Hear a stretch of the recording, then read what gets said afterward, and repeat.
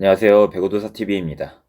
어제 열린 기업은행과 도로공사의 경기는 우승 후보들 간의 맞대결로 많은 관심이 쏠렸던 경기였습니다. 내용적으로는 꽤나 접전이었지만 세트스코어 3대1로 다소 허무하게 끝난 경기였는데요. 저는 오늘 콘텐츠에서 기업은행의 가장 큰 문제점을 짚어보려고 합니다. 기업은행이 김호철 감독 체제에서 지난 몇 년간 5위, 4위밖에 할 수 없었던 가장 큰 이유가 뭘까요? 바로 감독과 세터입니다. 우리나라 레전드로 불리는 김호철 감독은 기업은행 부임 후에 단 한 명도 제대로 된 주전 세터를 키워내지 못했습니다. 현재도 마찬가지로 기업은행은 세터가 가장 큰 문제가 되고 있죠. 거기에 팀 내 고참들, 다른 말로 하면 기업은행에서 기가 센 고연봉 선수들에게는 한마디도 못하고 신인이나 외국인 선수들에게만 편향적인 분노를 터뜨리는 모습도 계속되고 있습니다.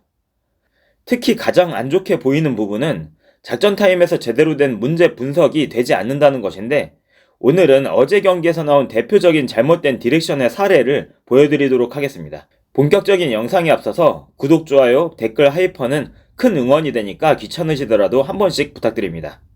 어제 경기에서 나온 감독과 세터들의 문제점을 영상을 통해서 함께 보실 텐데요. 일단 세터들 먼저 하겠습니다. 기업은행 세터들의 가장 큰 문제는 토스 거리감과 높이감입니다.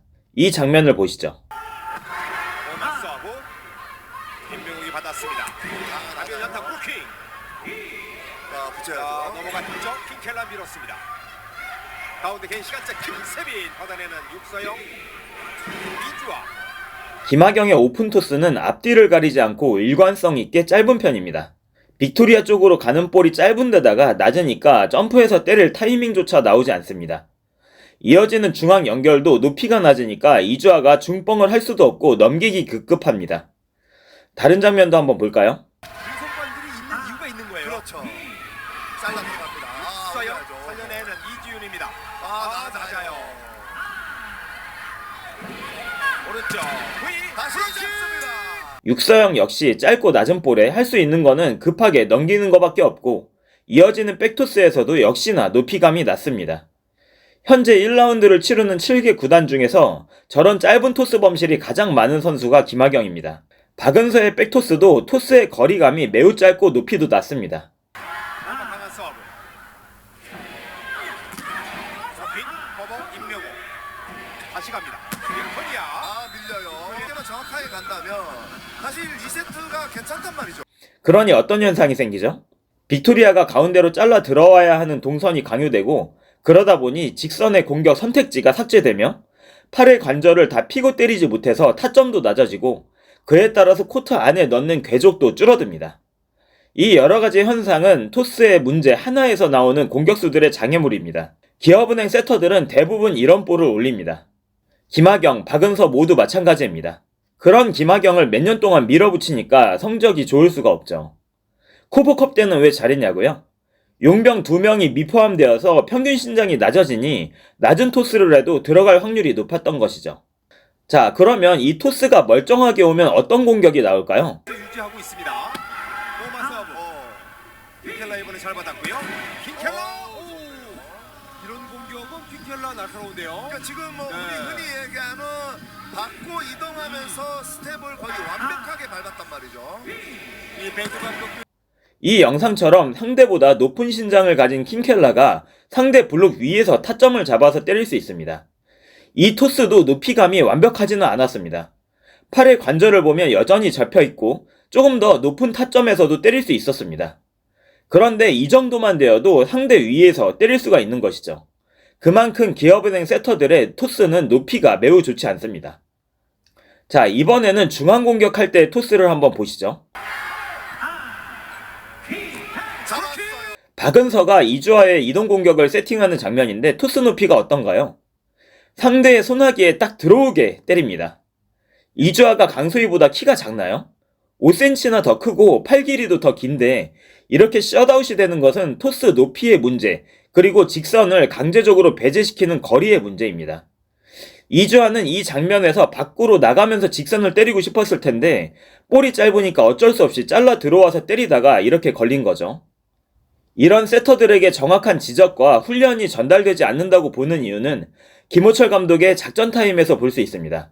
김호철 감독은 매 경기 보면 선수들에게 분노를 표출하는 방식을 전달을 하는데 아주 보기가 좋지 않습니다.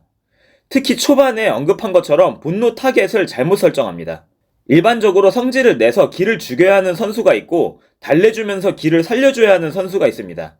화를 내서 기를 죽이거나 각성을 하게 만들어야 하는 선수의 유형은 고참이거나 이미 인정받은 스타 선수 또는 너무 나대는 선수, 이런 유형의 선수들은 화를 내서 조절을 해줘도 괜찮습니다. 그러나 소심한 선수, 내성적인 선수, 신인이거나 갓 들어온 선수들에게는 저런 분노가 전혀 도움이 되지 않습니다. 왜냐하면 각성 효과가 나오는 게 아니라 위축 효과가 나오거든요. 어제 경기에서도 대표적인 장면이 있었죠. 킹켈라가 득점을 만들었는데 뭐가 마음에 안 들었는지 스윙에 대해서 또 잡돌이를 하고 세인의 서브입니다. 킹켈라 성공. 이런 공격.